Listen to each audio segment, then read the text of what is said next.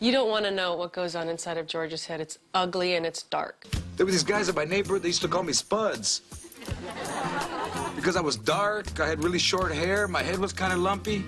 I guess I looked like a potato. What goes on inside his head? Well, I think George's head is mostly empty.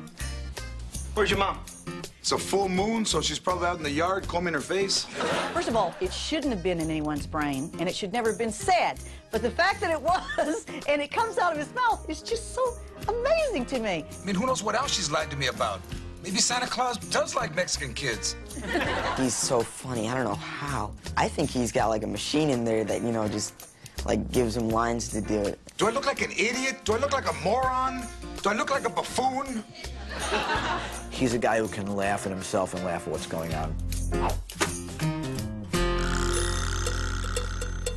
I heard in 1999 that a producer wanted to do a television show based around Latino teenagers, I think, and they were looking for somebody to be the parents. And that's what the idea that I heard. And then after a year, this guy, Jonathan Comac Martin, came to see me at the Ice House on a Friday night. It turns out he was helping Sandra Bullock look for talent. I don't find much funny. I mean, people think they're funny, and then people tend to laugh because the person thinks they're funny. But George actually is funny. My lawyer represents Bruce, and he says, well, if you get someone like Bruce to shepherd it, it might help it, because if Bruce comes on, he has the experience. He had several shows that were on the air and that were incredibly popular. Maybe the network will be more inclined to give it a look, and that's exactly what happened. We received a phone call from Cliff Gilbert-Lurie, who was Bruce's attorney, and he also turns out to be Sandra Bullock's attorney. And he said, Sandy Bullock wants to do a sitcom. I said, oh, great, I'll write one for her. No, she doesn't want to really do a sitcom. She wants to produce a sitcom. She's found this great comedian. You got to check him out. He's wonderful. His name is George Lopez. George was very independent. He was crossing the street by himself when he was 2. I was looking for food. For me, my big thing is if I'm going to do a sitcom, it has to be about a story that's never been told before. You know, when I was a kid, I got made fun of a lot, too. You're stupid. You're fat. Your father's a loser. Your grandmother can be a very cool woman. And there was no one like him on television, and I came away hoping that we could work it out to do a show with him. So I thought, this is amazing. The only one thing was, he's Latino. I mean, I know what Latino shows have been on, and I know that all of them had failed. I don't want to hear can't.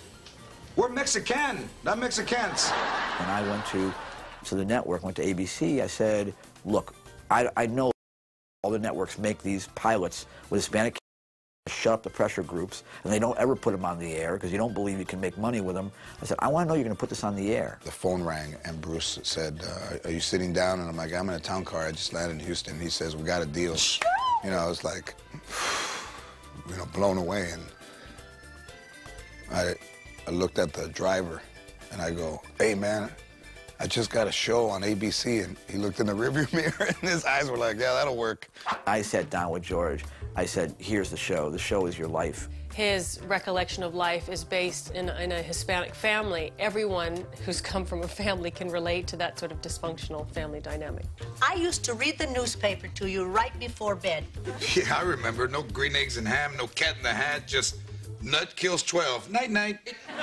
Everything that we've ever done, we've tried to make it relevant to real life. Because I remember reading a paper, an article in the LA Times that said that TV didn't represent life. George had so much material and such a strong point of view that as a writer you can indulge in a little laziness and say, all right, hey, it's done, there it is. I mean, my mom never went to my school. She only went to my graduation to heckle me. You are so damaged.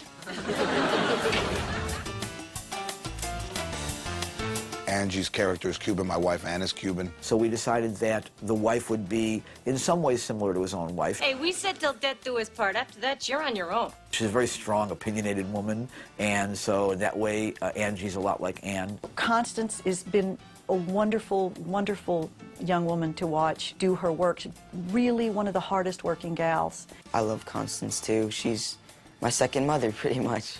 Mom, you say you love me. And you say you love the flower vase in the hall. If one of those things broke the other, would you still love me? Sell the boy.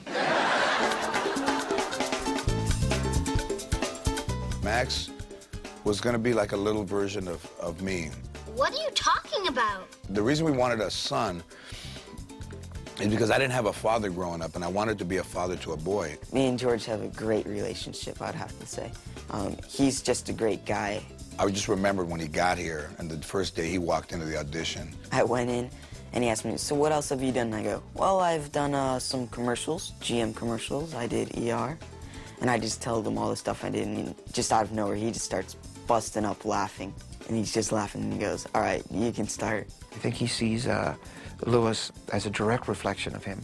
A little better looking and not dyslexic, and I think that that's why Louis is so dear to George in his heart. George had dyslexia, and his mom back then never really investigated it, and so he didn't really deal with it until he was an adult. When I was a kid, did I have trouble reading?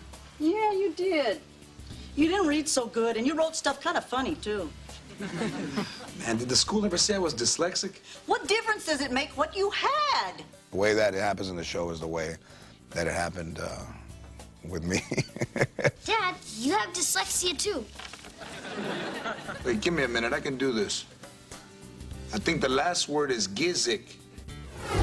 Oh, it walks like a cheerleader. It's dressed like a cheerleader. Well, it's ignoring me like a cheerleader. Carmen's character was what I expected to have happen to me. And I wanted her to have a daughter. She would go through all the things that a daughter would go through with the boyfriend, and, you know, we'd have to have that talk with her. Men are pigs.